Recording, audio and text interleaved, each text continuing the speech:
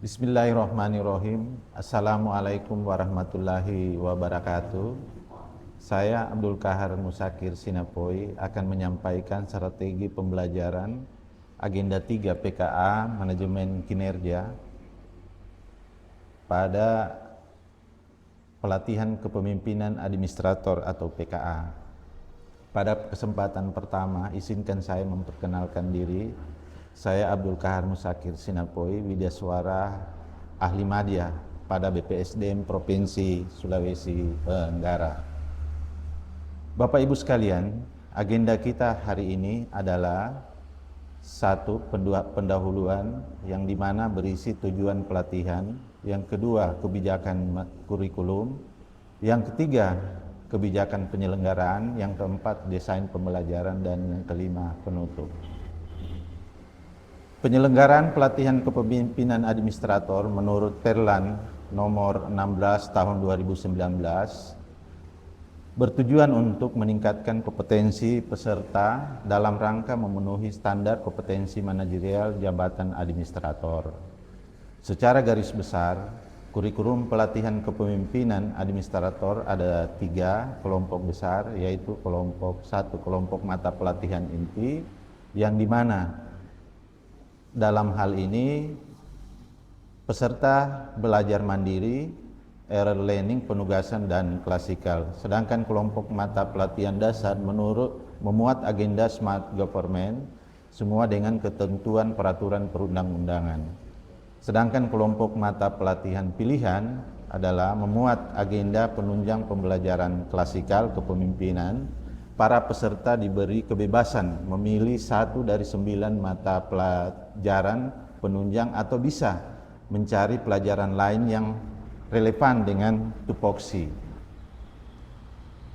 Rincian mata pelatihan pada masing-masing tahapan: yang pertama, mata pelatihan inti yang terdiri dari agenda kepemimpinan Pancasila, yang kedua agenda kepemimpinan kinerja, yang ketiga agenda manajemen kinerja, dan yang keempat agenda aktualisasi kepemimpinan kinerja.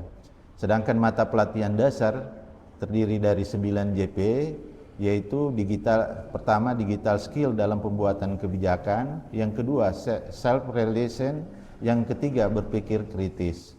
Sedangkan mata pelatihan pilihan 12 JP terdiri dari manajemen pemerintahan, yang kedua anti korupsi, yang ketiga barang dan jasa, yang keempat undang-undang cipta kerja, yang kelima HAM, yang keenam pemeriksaan keuangan, yang ketujuh narkoba, yang kedelapan perencanaan pembangunan nasional, yang kesembilan pertumbuhan ekonomi. Para peserta diberi kebebasan memilih 1 dari 9 mata pelatihan penunjang atau bisa mencari pelatihan yang relevan dengan tupoksinya masing-masing para peserta. Bapak Ibu sekalian, tahapan-tahapan pembelajaran masing-masing output dapat disampaikan sebagai berikut. Pelajaran mandiri, outputnya diharapkan peserta dapat membuat esai agenda 1, 2, dan 3. Lama pelatihannya selama 3 hari pelatihan setara dengan 66 JP. Yang kedua, e-learning, di sini ada sinkronus dan asinkronus. Yang terdiri di outputnya adalah bagaimana para peserta menindaklanjuti dari esai yang telah dibuat pada agenda 1, agenda 2, dan agenda 3, serta pendalaman agenda dan penugasan kelompok. Lamanya pelatihan selama 3 hari pelatihan setara dengan 104 JP. Selanjutnya pembangunan komitmen bersama. Di sini para peserta mengidentifikasi masalah, tantangan, dan komitmen selama 3 hari pelatihan setara dengan 27 jam pelajaran.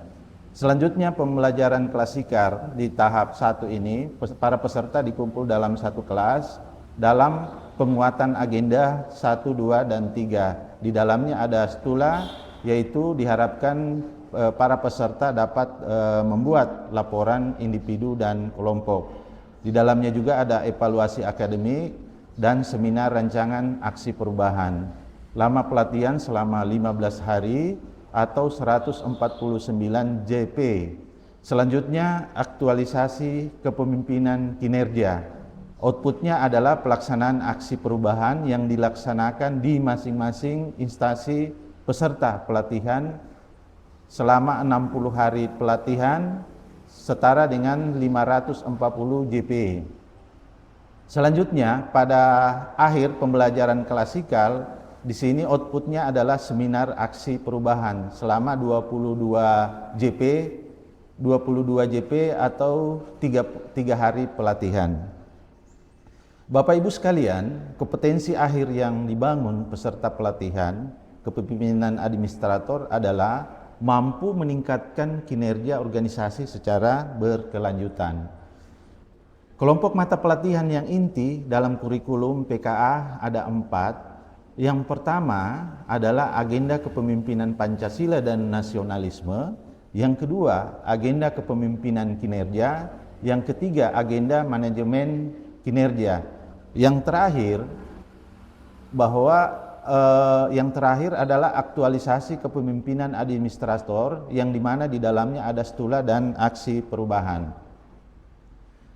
Mata pelatihan agenda 3 pada dasarnya bisa dikelompokkan menjadi 3. Yang pertama adalah standar kinerja pelayanan, yang kedua akuntabilitas kinerja dan manajemen kinerja.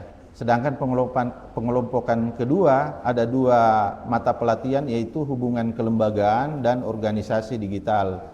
Pengelompokan ketiga mata pelatihan itu ada manajemen keuangan dan manajemen risiko. Pada masing-masing modul, mata pelatihan diharapkan akan menghasilkan kompetensi.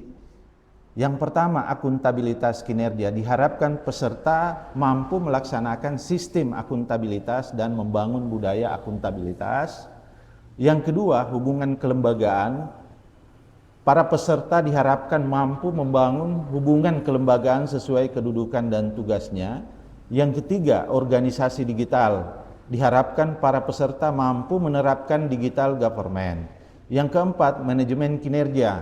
Diharapkan peserta mampu melaksanakan sistem manajemen kinerja dan membangun budaya kinerja.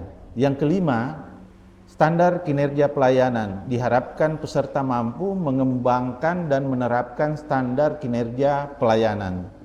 Yang keenam, manajemen keuangan. Diharapkan peserta mampu menerapkan manajemen penganggaran secara selektif dan efisien. Dan yang terakhir, yang ketujuh, manajemen risiko. Diharapkan peserta mampu melaksanakan SPIP dan mengembangkan budaya risiko. Pelatihan akan dilaksanakan dengan metode blended learning. Dalam metode blended learning akan dilalui dengan 3 tahapan, yaitu 1 MOOC selama 16 JP, distance learning 29 JP, dan klasikal 33 JP. Bapak Ibu sekalian, uraian kompetensi akan dicapai pada masing-masing mata pelatihan serta submaterinya. Materi pokok pada akuntabilitas kinerja. Konsep akuntabilitas kinerja adalah akuntabilitas kepemimpinan, budaya akuntabilitas, dan akuntabilitas kinerja organisasi. Di sini akuntabilitas kepemimpinan tentunya peserta diharapkan mampu menguasai komunikasi dan koordinasi akuntabilitas dan pemahaman terhadap risiko kesalahan. Pada akhirnya diharapkan peserta mampu melaksanakan sistem akuntabilitas dan membangun budaya akuntabilitas.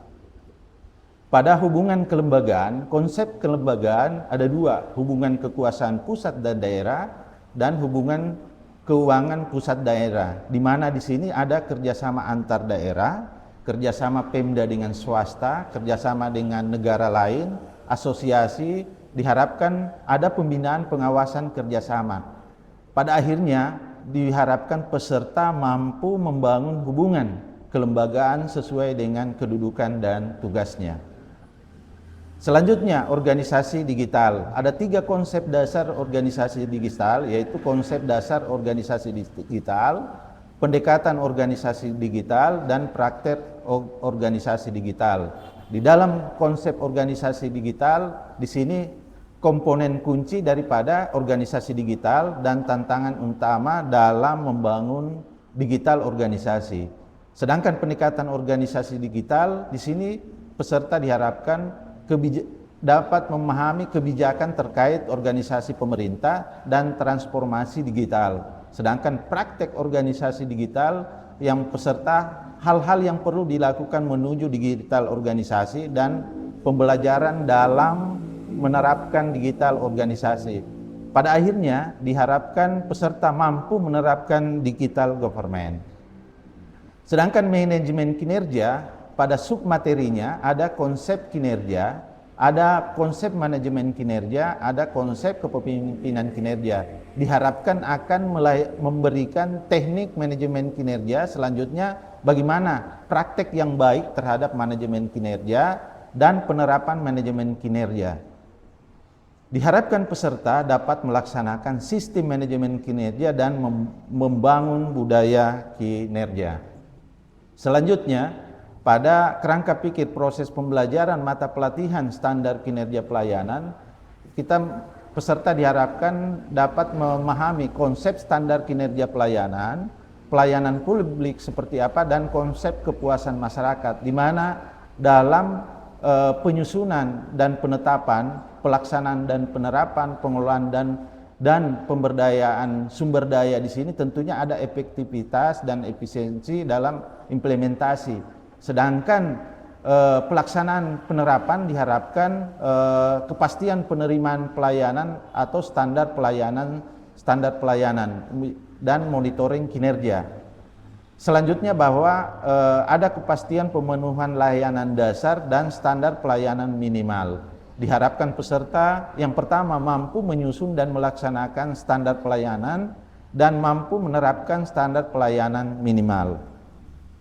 Selanjutnya, kerangka pikir dalam proses pembelajaran mata pelatihan manajemen keuangan negara ada dua konsep, yaitu konsep kebijakan perencanaan dan penganggaran. Yang kedua, keterkaitan perencanaan dan penganggaran. Di mana di sini ada tiga asumsi dasar APBN, APBD, dan ekonomi makro. Yang kedua, kebijakan fiskal APBN dan APBD dan penyusunan APBN, APBD. Di mana dalam manajemen anggaran tingkat kementerian dan lembaga, di sini harus ada renja RKAKL, RKA, SKPD, KAK, RAB, DIPA, dan DPA. Tentunya dalam pelaksanaan anggaran negara dan daerah, di sini ada tiga dokumen yang penting, ya, dokumen pelaksanaan, organisasi pengelolaan, dan mekanisme. Selanjutnya dalam pelaporan keuangan kinerja, yaitu LAKIP, SAP, dan SPIP. Diharapkan peserta mampu menyusun perencanaan, melaksanakan, dan melaporkan anggaran secara akuntabel. Selanjutnya, manajemen risiko. Dalam manajemen risiko, diharapkan peserta mampu mengelola risiko dengan baik dan membangun budaya risiko di organisasinya. Materi yang harus dipelajari di sini tata kelola pemerintahan yang baik, tentunya berdasarkan SPIP dan sistem pertahanan berlapis atau 3 lines of defense, ya. Di sini melahirkan dua, budaya risiko dan manajemen perubahan, di mana konsep manajemen risiko, ada proses manajemen risiko, ada kerangka kerja manajemen risiko. Selanjutnya, analisis risiko kegiatan usaha, tentunya ada tahapan analisis risiko kegiatan usaha dan sumber skenario dan dampak bahayanya seperti apa. Selanjutnya, manajemen risiko dalam penanganan konflik. Diharapkan peserta mampu mengelola risiko dengan baik dengan membangun budaya risiko di organisasi. Bapak Ibu sekalian, kita sampai pada pembelajaran distance learning. Di sini terdiri dari dua, sinkronus 9JP dan asinkronus 20JP. Penekanannya pada pendalaman materi pada saat MOOC, di mana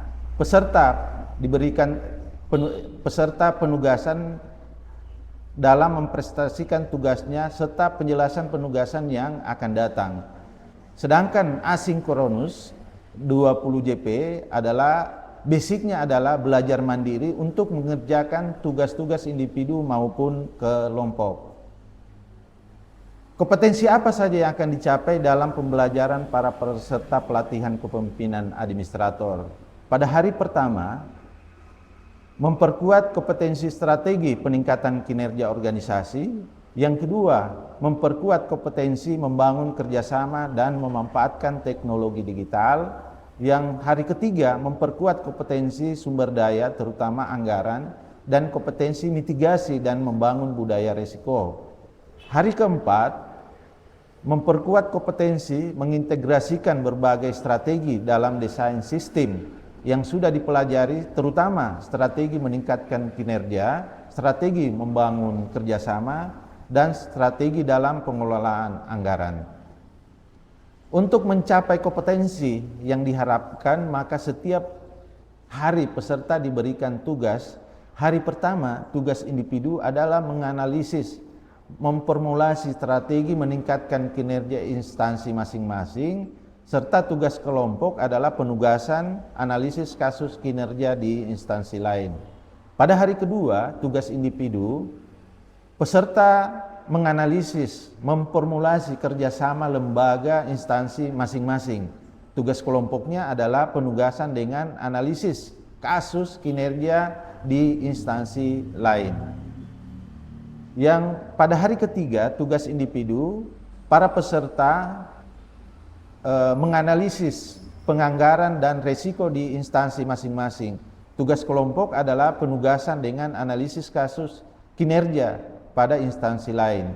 Pada hari ketiga, tugas individu, desain integrasi strategi pemanfaatan teknologi digital, dan tugas kelompok integrasi pemikiran dalam membangun aturan teknis peningkatan kinerja. Bapak Ibu sekalian, demikianlah secara singkat strategi pembelajaran agenda 3 pelatihan kepemimpinan administrator. Semoga ada manfaatnya. Terima kasih. Wassalamualaikum warahmatullahi wabarakatuh.